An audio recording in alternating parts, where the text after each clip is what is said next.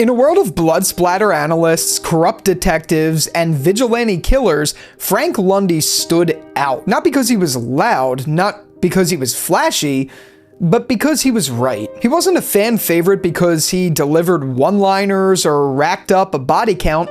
He didn't need to. Lundy's presence was enough. Precise, quiet, methodical. He was the type of man who didn't just chase monsters, he understood how they worked, and he did it all by the book. Even in a show like Dexter, where the protagonists walk the razor's edge of morality, Lundy was something honestly almost alien. A competent, morally upright lawman who didn't bend the rules to get results. He followed them, and more often than not, it worked. Frank Lundy was what every cop on the show should have been, and in being that, in representing the system actually functioning, he exposed just how broken the rest of Miami Metro really was. He didn't just challenge Dexter, he challenged the entire ecosystem of Dexter, a walking reminder that real justice is possible, even if the world around him didn't want to hear it. This is the story about the last honest man in Dexter, the man who nearly brought down the butcher,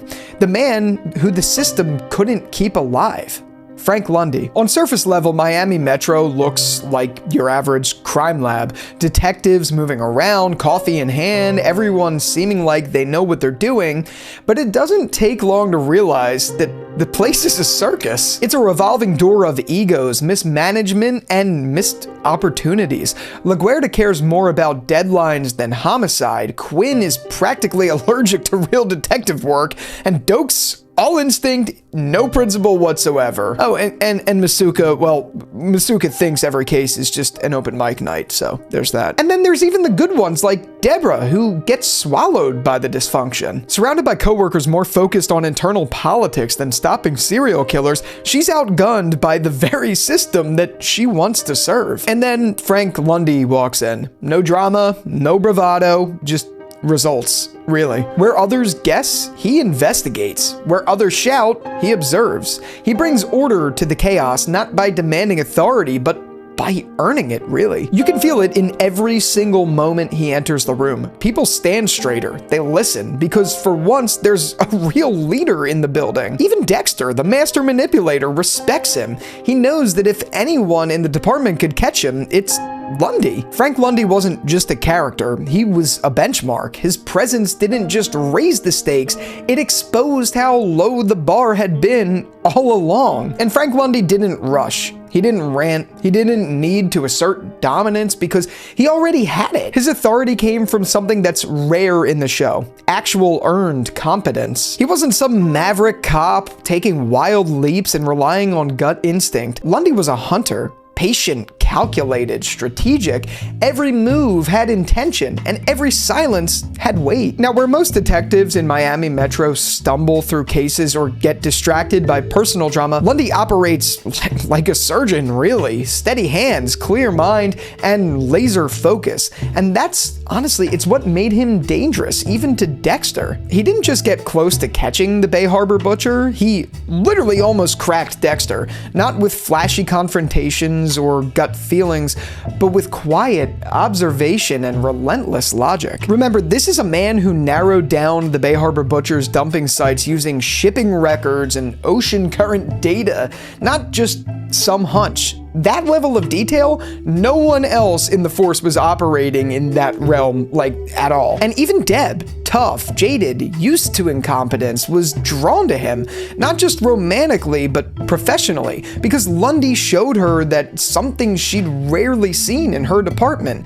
someone who knew what the hell they were doing. And he never talked down to her. He didn't treat her like a subordinate. He treated her like a peer in progress, and that's why Deborah grew under him. He wasn't just solving cases, he was raising the standard. This is the heart of Lundy's method. No shortcuts, no ego, just truth revealed one careful step at a time. And in a world of impulsive killers and flawed cops, Frank Lundy was rare. I mean, he was a constant, steady, moral, and terrifyingly efficient. Which is why Dexter feared him, even if he never really showed it. Frank Lundy and Dexter Morgan couldn't be any more different. One wears a badge, the other wears a mask. One chases justice, the other manipulates it, really. But make no mistake, these two men are definitely hunters, just on different sides of the spectrum, and deep down, they recognize that in one another. Dexter's whole life is built on staying ahead of people like Lundy, and the irony is, he respects him more than almost anyone else that he's encountered because Lundy operates on bias or bluster. He follows facts and he gets dangerously close to the truth without even knowing he's standing in the same room as it. Lundy is the moral antithesis of Dexter. He kills no one, bends no laws, and does everything above board. And yet, he's effective. His presence forces Dexter to consider something uncomfortable. Maybe you can be good at this without becoming a monster. Dexter justifies his kills through the code, Harry's voice, the darkness within, or the dark passenger, or whatever you call it. But Lundy hunts monsters without becoming one. He proves that justice doesn't just have to come with blood on your hands. Lundy makes Dexter uncomfortable, not because he suspects him, but because he represents a better version of what Dexter thinks he is. And then there's Deb, the emotional tether connecting them both. To her, Lundy is what she wants law enforcement to be, and Dexter is who she believes in, even though she really shouldn't. Lundy is the clean conscience. Dexter is the dirty secret. And there's this unspoken acknowledgement between them. Dexter knows Lundy could catch him, and Lundy, whether he realizes it or not, feels something is off about him. It's a game of proximity, really, played in plain sight, and for a while, they both managed to walk that tightrope. But if you think about it, really, they were never meant to coexist, really, because a world where Frank Lundy wins is a world where Dexter doesn't get to keep pretending that he's the good guy. Frank Lundy didn't demand respect.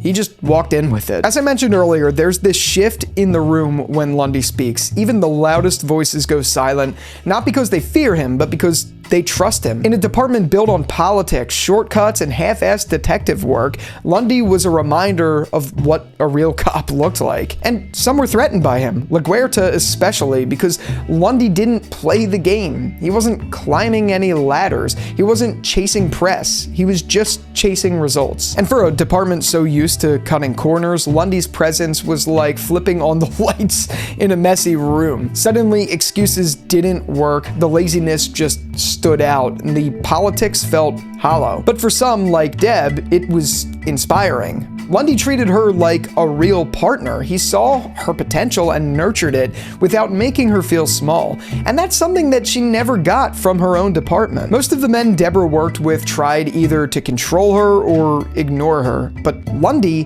listened, and that alone made him feel like a different species altogether. And even Dexter recognized it. Lundy didn't have to manipulate anyone to get things done. He didn't need secrets. He didn't need shadows. He was proof that you could be effective and ethical, something that deeply unsettled the killer hiding in plain sight. But in the end, that's exactly what made him vulnerable. Lundy didn't build alliances. He didn't play the politics chess game. He came in, did the job, and expected that would be enough. In most stories, that kind of integrity earns you a promotion, but in Dexter, it earns you a target on your back. Frank Lundy didn't die chasing a monster. He died because he was the only one who could have stopped one. And after surviving a career of hunting the worst serial killers in the country, Lundy is gunned down in a parking lot by a rookie journalist with her daddy issues. It's brutal, it's senseless, and it's symbolic. Christine didn't just pull a trigger. She silenced the only person in Miami Metro who could have truly unraveled the Trinity case before it imploded,